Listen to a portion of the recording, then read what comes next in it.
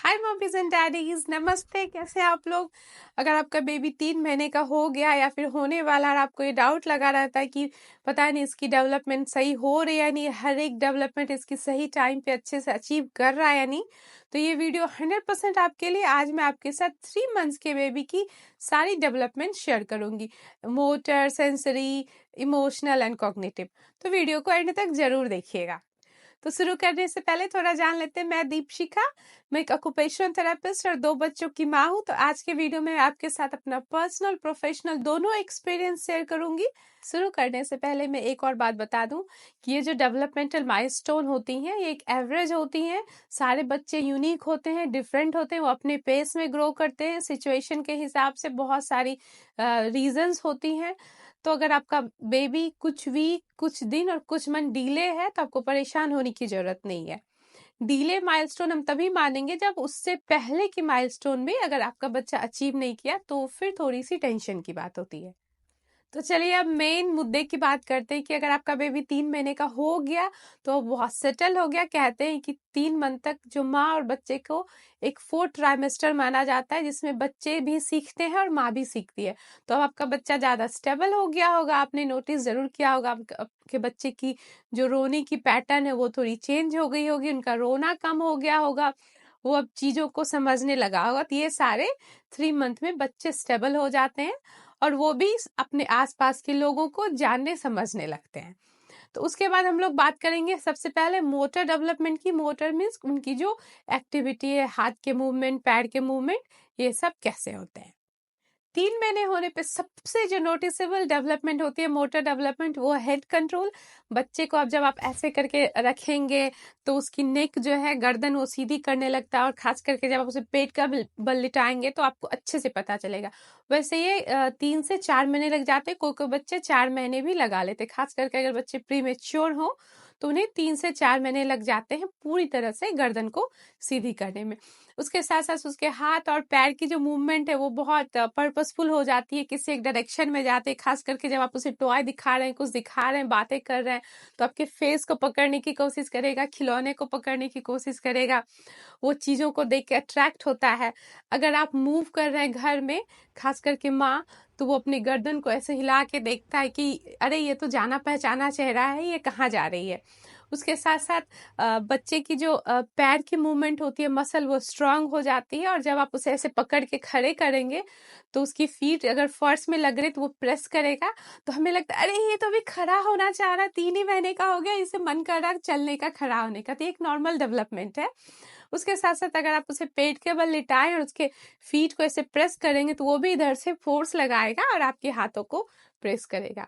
साथ साथ कभी कभी 3 से 4 महीने के बच्चे जो होते हैं, 3 महीने के बाद के बच्चे, वो पलटने की कोशिश करते हैं, वो थोड़े थोड़े एफर्ट लगाने लगते हैं टर्न होने की।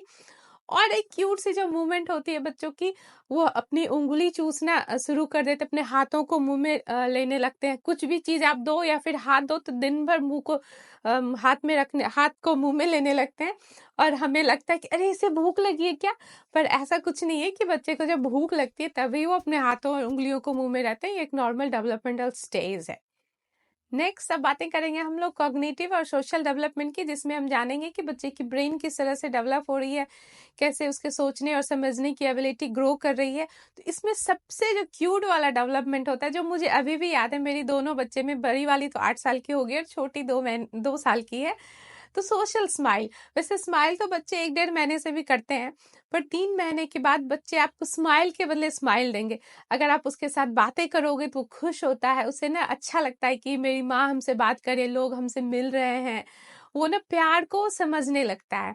आप अगर फनी फेस बना रहे हो तो वो और हंसेगा, डिफरेंट तरह की साउंड निकालेगा, वो आपसे भी कम्युनिकेट करने की कोशिश करता है। और हाँ, ऐसे करके साउंड निकलता है। और ये एक बहुत अच्छी डेवलपमेंटल साइन है कि आपका बच्चा स्पीच के लिए रेडी हो रहा है। उसके साथ साथ वो जो उसकी क्राई होती है, अगर उसे कुछ पसंद नहीं आए तो वो भी पर्पसफुल हो जाता है और डिफरेंट चीज़ों के लिए वो डिफरेंट तरीके से रोता है।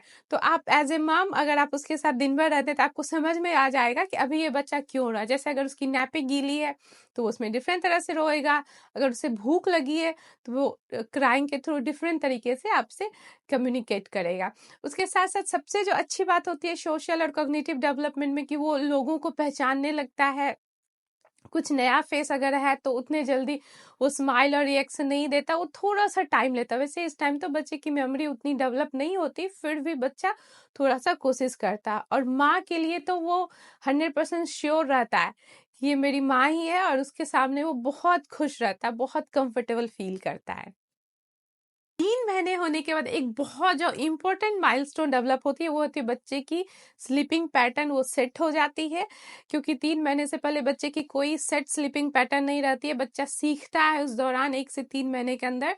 बच्चा अगर बहुत सारे बच्चे ऐसे होते हैं जो दिन भर सोते हैं और रात को पूरी जगते हैं, पेरेंट्स पूरे स्ट्रगल करते हैं। तो 3 महीने के बाद जब आप बच्चे को एक फिक्स रूटीन में डालेंगे तो वो ढल जाता है और उसकी स्लीपिंग पैटर्न स्टेबल हो जाती है और पेरेंट्स को भी बहुत रिलैक्स मिलता है।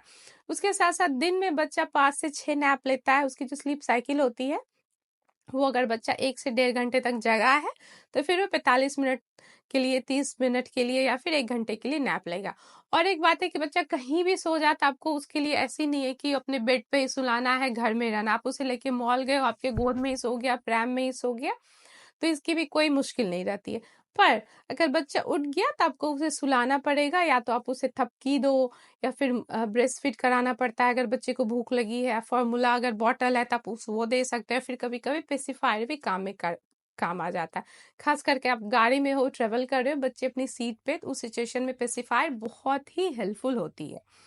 तो इस तरह से 3 महीने के बाद बच्चे की सारी जो एक पैटर्न है वो स्टेब्लिश हो जाती है। और एक बात मैं आपके साथ बताना चाहूंगी कि ये सारी डेवलपमेंट जनरलाइज होती है। इस सारी डेवलपमेंट में अगर आपका बच्चा 50% भी कर ले रहा तो आपको परेशान होने की जरूरत नहीं है। कभी कभी बच्चे को इन सारी चीजों को अचीव करने में 4 महीने, 4.5 महीने भी लग जाते हैं। तो फिर आज की वीडियो यहीं तक। मुझे उम्मीद है कि आपको ये वीडियो अच्छी लगी होगी। अगर वीडियो अच्छी लगी तो please like, share and subscribe करिएगा। मिलते हैं नेक्स्ट वीडियो में। और साथ साथ अगर आपको कोई भी डाउट है तो प्लीज कमेंट सेक्शन में जरूर लिखिएगा। और अगर मैंने कुछ छोड़ दिया तो प्लीज वो भी कमेंट सेक्शन में जरूर लिखिएगा, ताकि और सब लोग भी जान सके। Thank you. राधे राधे।